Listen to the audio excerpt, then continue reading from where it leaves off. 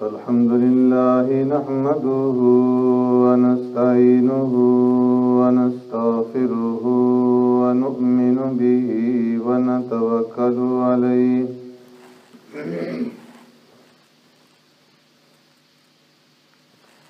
ونعوذ بالله من شرور أنفسنا ومن سيئات أعمالنا من يهده الله فلا مضل له ومن يضلله فلا هادي له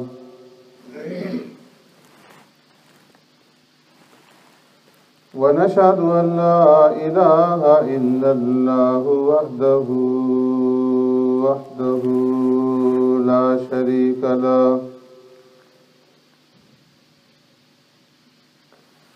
ونشهد أن سيدنا ونبينا ومولانا محمدا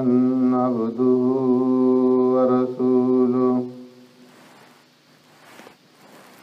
أرسله الله إلى كافة للناس بشيرا ونذيرا وداعيا إلى الله بإذنه وسراجا منيرا أما بعد فقد قال الله تبارك وتعالى في القرآن المجيد والفرقان الحميد فأعوذ بالله من الشيطان الرجيم بسم الله الرحمن الرحيم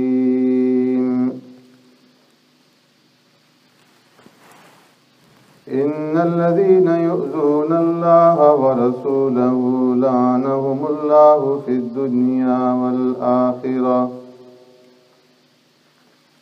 وأعد لهم عذابا مهينا وقال تعالى ويل لكل همزة لمزة الذي جمع مالا وعددا يحسب أن ماله أخلدا كلا لينبذن في الحطمة وما أدراك ما الحطمة نار الله الموقدة التي تطلع على الأفئدة إنها عليهم مؤصدة في عمد ممددة وقال النبي صلى الله عليه وسلم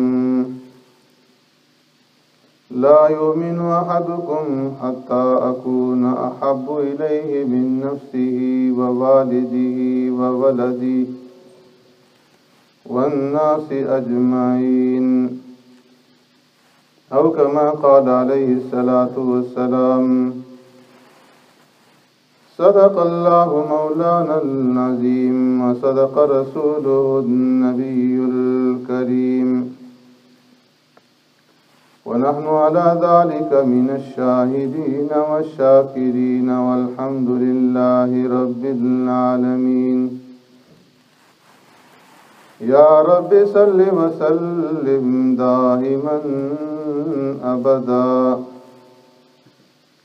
على حبيبك خير الخلق كلهم هو الحبيب الذي ترجى شفاعته لكل هول من الأهوال مقتحم إن الذين يؤذون الله ورسوله بے شک وہ لوگ جنہوں نے اذیت پہنچائی اللہ کو اور اس کے رسول کو لعنہم اللہ فی الدنیا والآخرہ لعنت فرمائی ان کے اوپر اللہ نے دنیا میں بھی اور آخرت میں بھی. وَأَعَدَّ لَهُمْ عَذَابًا مُهِينًا، اور تیار کر رکھا ہے ان کے لیے ذلت میں عذاب. وَيْلٌ لِكُلِّ ہُمَزَةٍ لُمَزَةٍ، بربادی ہے، خرابی ہے ہر ایک پس پشت عیب جوئی کرنے والے، روبرو تانا دینے والے کے. الذی جمع مالا وعددا، وہ جس نے جمع کیا مال اور گن گن کر رکھا اسے. یحسب ان مالہ اخلدا، وہ گمان کرتا ہے کہ بے شک اس کا مال اس کے پاس ہمیشہ رہے گا. کلا، ہرگز ایسا نہیں. لَيُنبَذَنَّ فِي الْحُطَمَةِ، البتہ ضرور داخل کیا جائے گا وہ روندنی والی آگ میں. وَمَا أَدْرَاكَ مَا الْحُطَمَةُ، اور جانتے ہو کیا ہے وہ روندنی والی؟ نار اللہ الموقدہ، آگ ہے اللہ کی سلگائی ہوئی. التی تطلع علی الافئدہ، جو جا پہنچے گی دلوں تک. انہا علیہم مؤصدہ، بے شک یہ آگ بند کی گئی ہے ان پر. فی عمد ممددہ، لمبے لمبے ستونوں میں. آمنت باللہ و بآیاتی،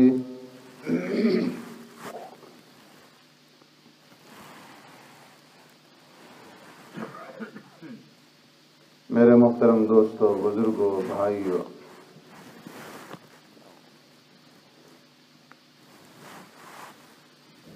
جو آیات میں نے اس وقت آپ حضرات کے سامنے تلاوت کی ہیں،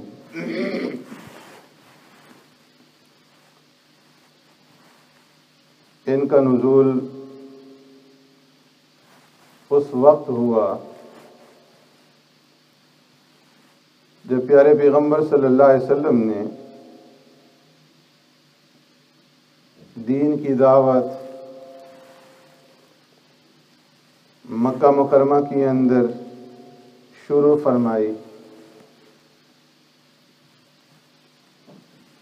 تو آپ صلی اللہ علیہ وسلم کی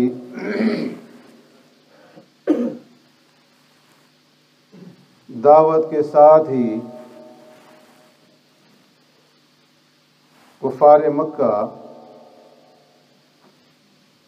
پیارے پیغمبر صلی اللہ علیہ وسلم کی مخالفت پر اتر آئے.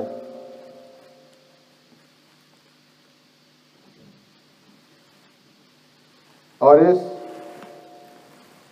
مخالفت میں وہ حد سے گزرنے لگے.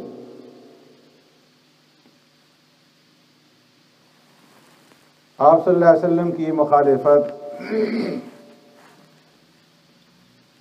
پس پش بھی ہوتی تھی اور روبرو بھی. آپ صلی اللہ علیہ وسلم کی عدم موجودگی میں یہ لوگ مل کر آپ صلی اللہ علیہ وسلم کی غیبت کرتے تھے، برا بھلا کہتے تھے. اور جب سرکار دو عالم صلی اللہ علیہ وسلم سامنے آتے تو اس وقت بھی آپ صلی اللہ علیہ وسلم کے منہ کے اوپر آپ صلی اللہ علیہ وسلم کو تانے دیتے تھے. اور ان کے تانے کئی قسم کے ہوتے تھے. ایک تو انہوں نے اریاض باللہ سرکار دو عالم صلی اللہ علیہ وسلم کے مختلف نام رکھے ہوئے تھے اور ان ناموں سے سرکار دو عالم صلی اللہ علیہ وسلم کو بلاتے تھے، مخاطب کرتے تھے. آپ صلی اللہ علیہ وسلم کا اسم گرامی ہے محمد صلی اللہ علیہ وسلم، اور محمد کا معنی ہے تعریف کیا ہوا۔ ایسی ہستی، ایسی ذات، ایسی شخصیت کہ جس کی سارے ہی لوگ تعریف کریں۔ آپ صلی اللہ علیہ وسلم کا یہ نام آپ کی والدہ نے، آپ کے دادا نے رکھا، اور اللہ رب العزت کا یہ حکم تھا، اللہ کی یہ منشا اور مرضی تھی کہ آپ کا نام محمد رکھا جائے۔ پہلی کتابوں کے اندر آپ صلی اللہ علیہ وسلم کا نام احمد ذکر کیا گیا۔ انجیل کے اندر حضرت عیسیٰ علیہ السلام نے بنی اسرائیل کو دعوت دیتے ہوئے کہا، یا بنی اسرائیل انی رسول اللہ علیکم مصدقا لما بین یدی من التوراۃ ومبشرا برسول یأتی من بعد اسمہ احمد۔ پہلی کتابوں کی تورات کی میں تصدیق کرنے والا ہوں، اور آئندہ آنے والے ایک رسول کی بشارت دیتا ہوں کہ جن کا نام نامی اسم گرامی احمد ہو۔ آپ کی والدہ ماجدہ جب بیمار تھیں تو اس وقت انہیں بشارت دی گئی کہ جو بچہ آپ کے پیٹ میں ہے اس کا نام احمد رکھنا۔ اس لیے پیارے پیغمبر صلی اللہ علیہ وسلم نے ارشاد فرمایا کہ میرا نام محمد ہے، احمد ہے، حاشر ہے، عاقب ہے، ملاحی ہے۔ تو یہ لوگ سرکار دو عالم صلی اللہ علیہ وسلم کا جو اسم گرامی تھا محمد، جو اللہ رب العزت کی مرضی سے آپ کے ماں باپ نے رکھا، جس کا معنی یہ ہے کہ ایسی ذات، ایسی ہستی کہ جس کی سبھی تعریف کریں، تو اس کے مقابلے میں یہ کفار آپ صلی اللہ علیہ وسلم کی طعنے دیتے ہوئے مذمم کہا کرتے تھے، جس کا معنی بالکل برعکس محمد کے، یعنی ایسی ذات جس کی سبھی برائی کریں، سبھی مذمت بیان کریں۔ تو ایک تو یہ سرکار دو عالم صلی اللہ علیہ وسلم کو اس طرح سے طعنے دیتے تھے مذمم بلا کر کے، اور پھر کبھی ساحر، کبھی مجنون، کبھی کاہن، کبھی دیوانہ، کبھی شاعر، مختلف ناموں سے بلاتے تھے، اور کبھی اس سے آگے بڑھ کر کے آپ صلی اللہ علیہ وسلم کے اوپر لعنت بھیجتے تھے، والعیاذ باللہ۔ ان کا زور تھا، مسلمان بہت ہی کم تھے، ابتدائی زمانہ تھا، اس لیے پیارے پیغمبر صلی اللہ علیہ وسلم نے ایک مرتبہ صحابہ سے فرمایا کہ اللہ رب العزت نے مجھے ان لوگوں کے طعنوں سے اور ان لوگوں کی لعنت سے اور ان لوگوں کی گالی گلوچ سے محفوظ رکھا ہوا ہے۔ عرض کیا، وکیف یا رسول اللہ، اے اللہ کے رسول صلی اللہ علیہ وسلم، وہ کس طرح سے؟ تو آپ صلی اللہ علیہ وسلم نے ارشاد فرمایا، یشتمون مذمما ویلعنون مذمما وانا محمد، کہ یہ لوگ گالی دیتے ہیں تو مذمم کہہ کر کے گالی دیتے ہیں، اور لعنت کرتے ہیں تو مذمم کے نام پہ لعنت کرتے ہیں، جبکہ میرا نام مذمم نہیں ہے، میرا نام تو میرے ماں باپ نے محمد رکھا ہے، اور میرے اللہ نے میرا نام محمد رکھا ہے۔ تو اس طریقے سے اللہ رب العزت نے مجھے ان کی لعنت سے اور ان کی گالی گلوچ سے محفوظ رکھا ہوا ہے۔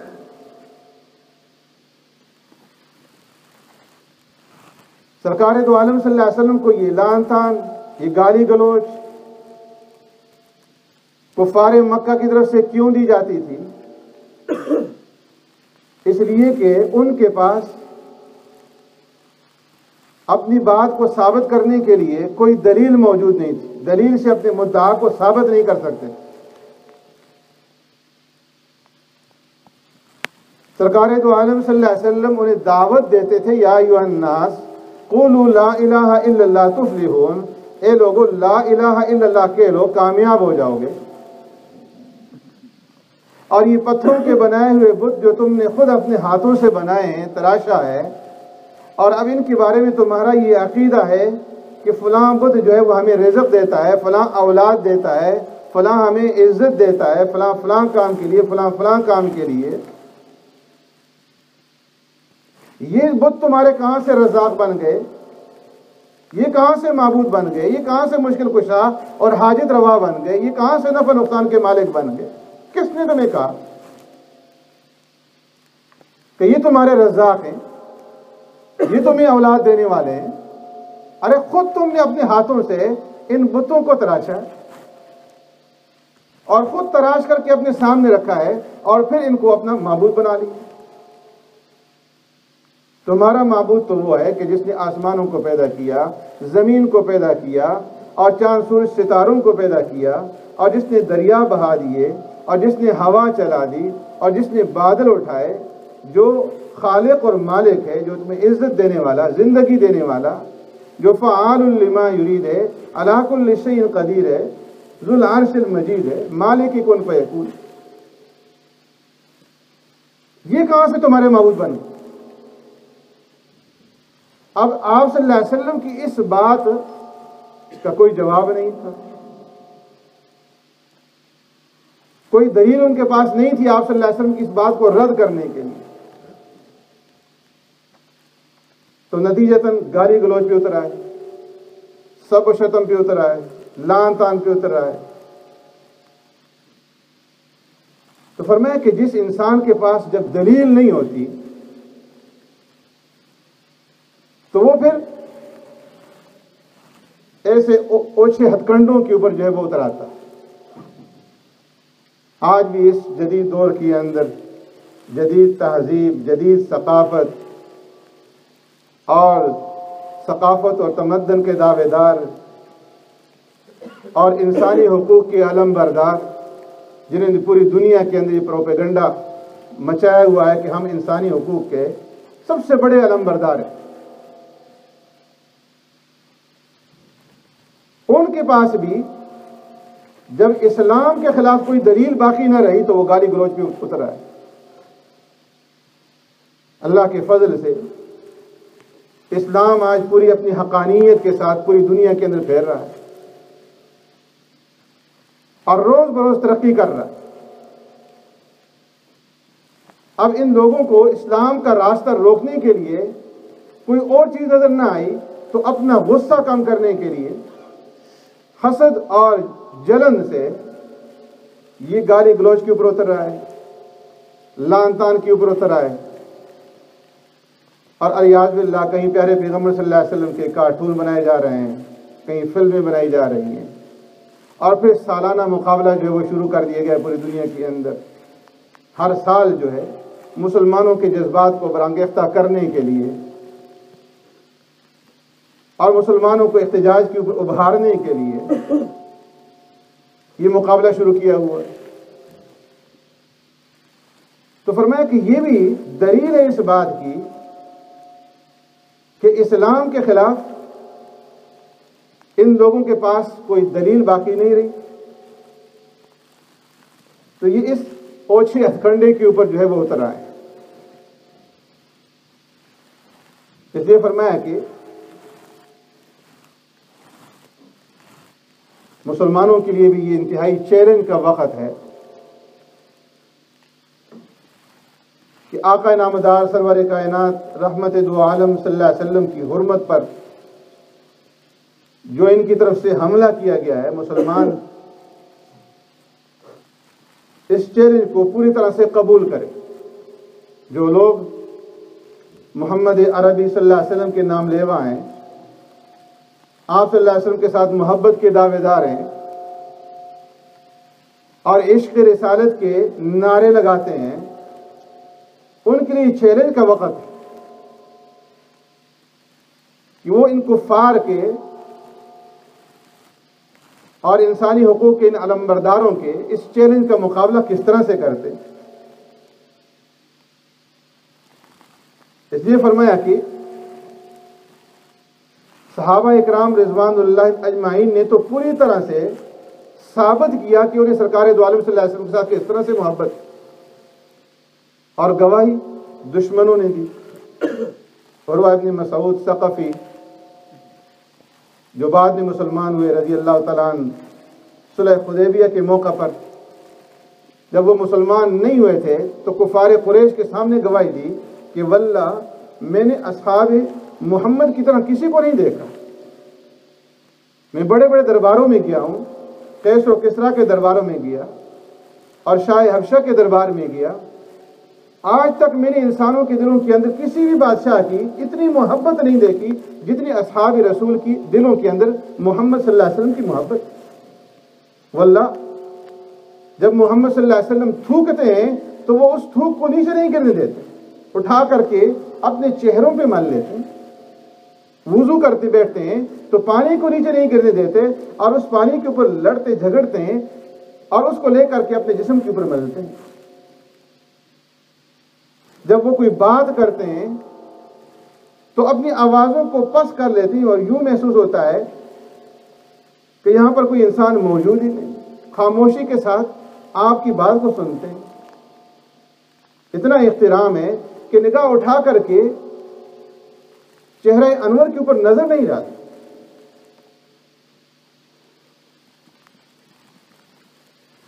جب توہین رسالت کا مسئلہ آتا ہے تو صحابہ اکرام نے اپنے طور پر بھی پیارے پیغمبر صلی اللہ علیہ وسلم کی منصب رسالت کا دفاع کیا. ایک ہے منصب رسالت اور ایک ہے ذاتی انتقام. بعض لوگ آج مثال دیتے ہیں کہ جی پیارے پیغمبر صلی اللہ علیہ وسلم تو رحمت للعالمین تھے, آپ صلی اللہ علیہ وسلم نے انتقام نہیں لیا.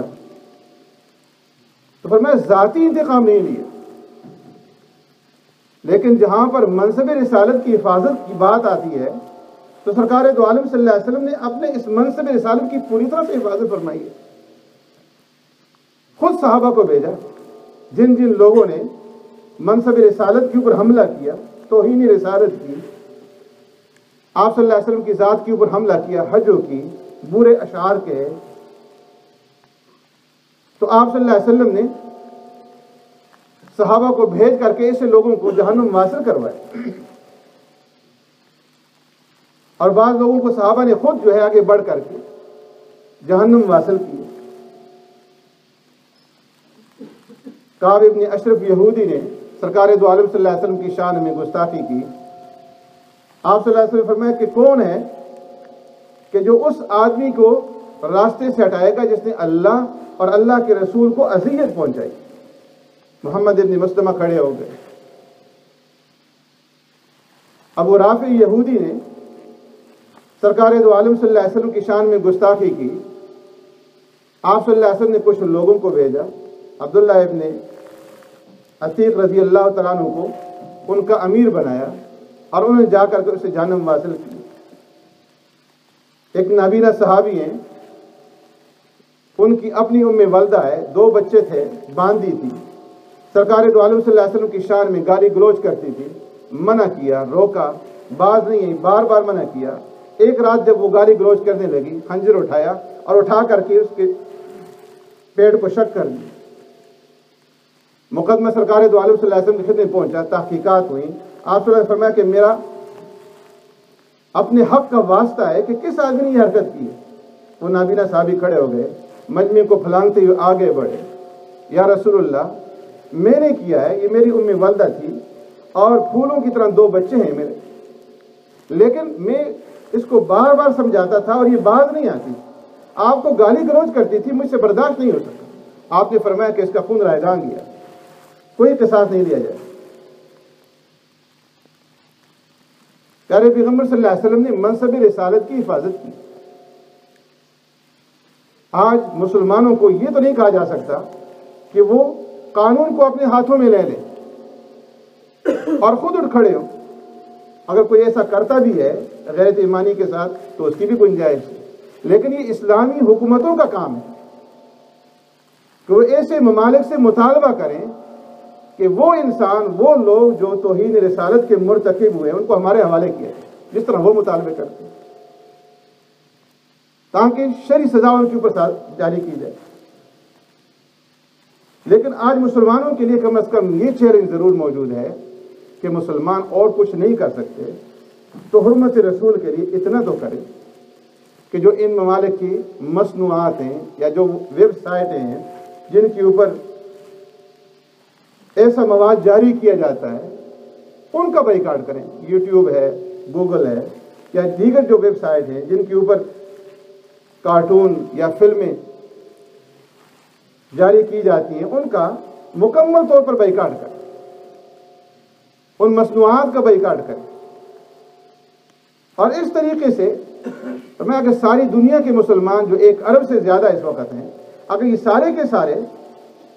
ان کی مصنوعات کا اس طرح سے بائیکاٹ کریں گے تو یہ پیسے کی مار ہوگی، اور پیسے کی مار ایسی ہے کہ سب سے زیادہ جو نقصان ان کو پہنچتا ہے وہ اس کی وجہ سے پہنچتا ہے۔ اللہ نے فرمایا وَيْلٌ لِّكُلِّ هُمَزَةٍ لُّمَزَةٍ الَّذِي جَمَعَ مَالًا وَعَدَّدَهُ، یہ لوگ جو پس پش عیب نکالنے والے، روبرو طعنہ کرنے والے، گالی گلوچ کرنے والے، یہ وہ لوگ ہیں الَّذِي جَمَعَ مَالًا وَعَدَّدَهُ، کہ جو مال جمع کرتے ہیں اور گن گن کر کے اسے رکھتے ہیں۔ تو میں ان کو پیسے کی مار دو، کم از کم یہ تو مسلمان کر سکتا ہے۔ اور فرمایا کہ سرکار دو عالم صلی اللہ علیہ وسلم کی جو ذات گرامی ہے، آپ کا جو مرتبہ ہے، آپ کا جو مقام ہے، وہ اس بات کا محتاج نہیں کہ دشمن اس کی تعریف کریں یا دوست اس کی تعریف کریں، مسلمان اس کی تعریف کریں، مسلمان آپ کی شان بیان کریں۔ وَرَفَعْنَا لَكَ ذِكْرَكَ، اللہ فرماتے ہیں کہ ہم نے اپنے محبوب کا ذکر بلند کر دیا، اور ایسا بلند کر دیا ہے کہ 24 گھنٹے کے اندر کوئی لمحہ ایسا نہیں گزرتا جہاں دنیا کے اندر کسی نہ کسی مقام پر اشہد ان محمد رسول اللہ کی صدا بلند نہ ہوتی، جہاں آپ صلی اللہ علیہ وسلم کا نام نامی اس پہ گرامی نہ لیا جاتا۔ ان اللہ و ملائکۃ یصلون علی النبی، انسان کیا اگر انسان آپ صلی اللہ علیہ وسلم کی